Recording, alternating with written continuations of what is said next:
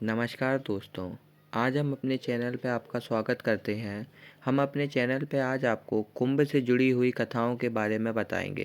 पहली कथा, जब इंद्रदेव ने दुर्वासा ऋषि के द्वारा दी गई माला का अपमान करा।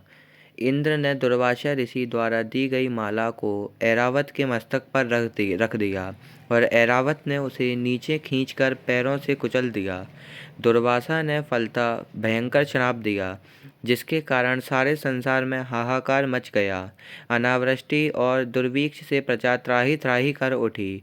नारायण की कृपा से समुद्र मंथन की प्रक्रिया द्वारा लक्ष्मी का प्राकट्य हुआ, जिसमें वृष्टि होने लगी और कृषक वर्ग का कष्ट कट गया। अमृतपान से वंचित असुरों ने कुंभ को नागलोक में छुपा दिया, जहाँ से गरुड़ ने उसका उद्धार किया, और उसी संदर्भ में क्षीरसागर तक पहुँचने से पूर्व जिन स्थानों पर उन्होंने कलश को रखा, वे ही कुंभ स्थानों के रूप से प्रसिद्ध हुए। दूसरी कथा कुछ इस प्रकार है। प्रजापति कश्यप की दो पत्नियां थीं, कद्रु और विंता। इन दोनों के बीच में विवाद हुआ। विवाद इस प्रकार पर हुआ कि सूर्य के अश्व काले हैं या जिसकी बात झूठी निकलेगी वही दासी बन जाएगी। कद्रु के पुत्र थे नागराज वासु और विंता के पुत्र थे वैंतय गरुण।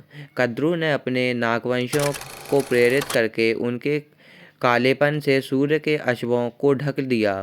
फलतः विंता हार गई। दासी के रूप में अपने को असहाय संकट से छुड़ाने के लिए विंता ने अपने पुत्र गरुण से कहा, तो उन्होंने पूछा कि ऐसा कैसे हो सकता है। कद्रु ने शर्त रखी कि नागलोक से वासुकी रक्षित अमृत कुंभ जब भी कोई ला देगा तो उसे दासत्व से मुक्त कर दूंगी।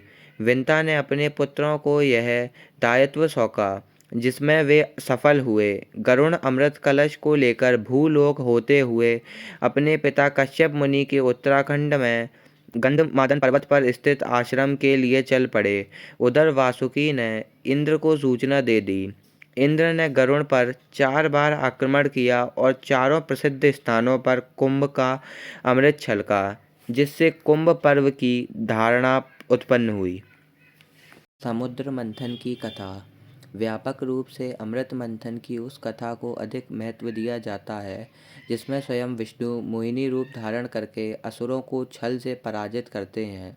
गरुड़ का संदर्भ भी स्मरणीय है, परंतु कुल मिलाकर विशेष प्रसिद्धि समुद्र मंथन की कथा को ही मिली है। दुर्वासा ऋषि की कथा में भी समुद्र मंथन का प्रसंग समाहित है, इसलिए भी उनका मूल बढ़ जाता है। कश्यप की संतानों का पारंपरिक युद्ध देवासुर संग्राम जैसा प्रभावी रूप ग्रहण नहीं कर सका, यद्यपि उसकी प्राचीनता संदिग्ध है। गरुण की महत्वता विष्णु से जुड़ गई और वासुकी रूप में नागों का संबंध शिव से अधिक माना गया।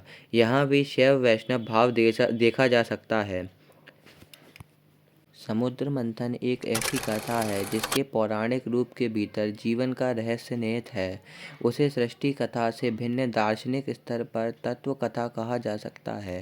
सहस्त्र वर्षों से सुदीर्घ अनुभव को अद्वैत प्रतीकात्मक भाषा प्रदान की गई है, जिसमें द्वंद्व और संघर्ष की कठोर भूमिका अपनाई गई है। में मनोगत यथार्थ का शाश्वत रूप प्रतिबिंबित हुआ है। यह कथा महाभारत के अंतर्गत अध्याय सहस्त्र और 18 में दी गई है तथा अनेक पुराण ग्रंथों में वर्णित है। पुराणों की तुलना में महाभारत ने इसके निहितार्थ के आध्यात्मिक रूप को दिया है।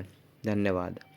ऐसी ही वीडियो के लिए वीडियो को लाइक करें और चैनल को सब्सक्राइब करें। आप किस टॉपिक पर वीडियो चाहते हैं, इस बात को कमेंट में ज़रूर बताइए। हर हर महादेव।